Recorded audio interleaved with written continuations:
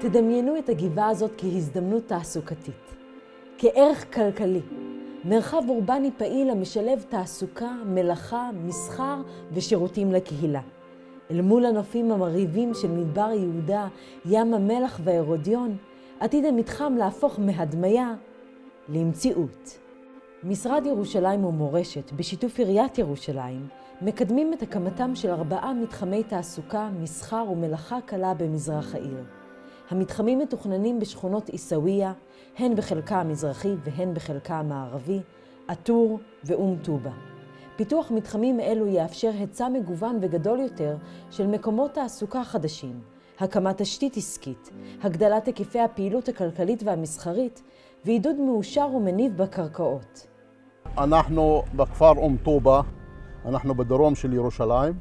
התחלנו לעבוד על הפרויקט הזה ב-2012, כמו אמרתי, עם אלי אילן, באזור שעשה תוכנית אפ לכל סורבה, אום טובה ומלסון. בעצם הפרויקט הוא פרויקט תכנוני, סטטוטורי, פרויקט ארוך טווח, שמבקש ברמת החזון שלו להביא פיתוח כלכלי למזרח ירושלים, וכתוצאה מזה נוכל לראות שינויים חברתיים, מוביליות חברתית וכל המשתמע מזה. מבחינתי, תכנון סטטוטורי זה ה-game changer של מזרח ירושלים. תכנון סטטוטורי מאפשר מבני חינוך, מאפשר בניית בתי מגורים, ומאפשר תעסוקה, מלאכה, מסחר, כל מה שהיום חסר לנו במזרח ירושלים. ובעצם כאן אנחנו מאפשרים את זה, בשיתוף פעולה אדיר של תושבי אום טובה. לחשוב על אזור שהיה מוזנח או מופר, להפוך אותו לשטח עם זכויות בנייה, ומשהו שבעצם מייצר איזה אופק לתושבים. יש לנו כמעט unemployment של כמעט 30% בכפר, אם לא 40. הצעירים לא מתקדמים בכלל, לא הולכים לאף מקום. אני רואה את הפוטנציאל המסחרי והעסקי והיזמי של הפרויקט פה. אני סבור שהאזור הזה יהפוך למרכז התעשייתי והתעסוקתי של מזרח העיר בשנים הקרובות. ולכן מצאתי שווה להשקיע פה, שווה להתאמץ פה, שווה ממש לקחת את הסיכון ולהתקדם פה. אנחנו מייצרים כאן מוקד חזק שכונתי, שיכול לשרת גם את השכונות האחרות.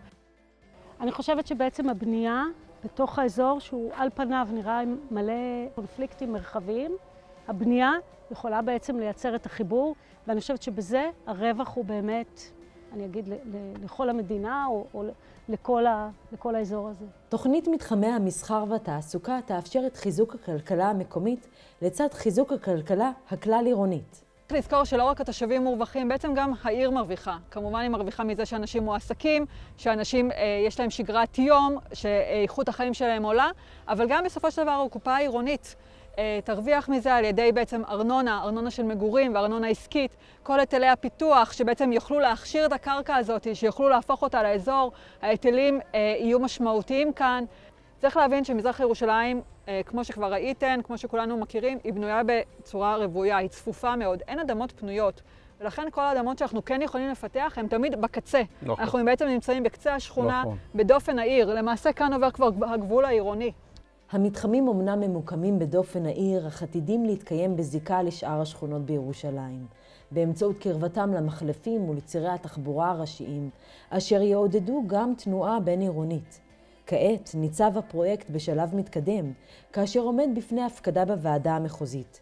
תקוות הצוות היא כי הפרויקט יאושר עד הקיץ הקרוב, ולאחר מכן יוכלו להתחיל בפיתוח היזמי. אני רוצה להפנות את תשומת לבכן להרודיון, ואולי לקחת את ההרודיון כאיזה פרדיגמה או תבנית, ולהגיד שבעצם אחד הדברים המעניינים בהרודיון, שזה היה איזה חלום של מישהו אחד, שהצליחו לבנות באמצעותו חלום אחר לעוד הרבה אנשים. באמת אנחנו חולמות כאן וחולמות כאן בגדול, אבל כמובן שהתהליכים האלה הדרגתיים, הם ייקחו זמן. בשנים הקרובות אנחנו נספק את התעסוקה המיידית ואת ההכשרה המיידית לתושבים, ועם הזמן אנחנו נראה את האזור הזה, אני מקווה, כמו בחלומות שלנו.